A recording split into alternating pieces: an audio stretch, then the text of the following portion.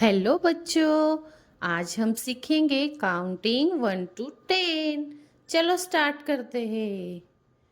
1, ये है 1, ONE 1। 2, ये है 2, TWO 2। 3, ये है 3, THREE 3। 4, ये है 4, FOUR 4। 4 के बाद आता है 5, 5, FIVE 5, ये है 5। 6, SIX 6, ये है 6।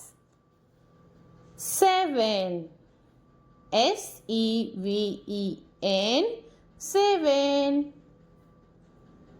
8, ये है 8, EIGHT 8। 9, ये है 9, NINE 9। 9 के बाद आता है 10, 1 0 10, TEN 10। चलो एक बार फिर से रिपीट करते हैं।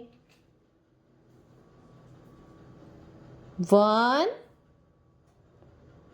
1, 2 2, 3 3, 4 4, 5 5, 6 6, 7 7, 8 8, 9 9, 10 10।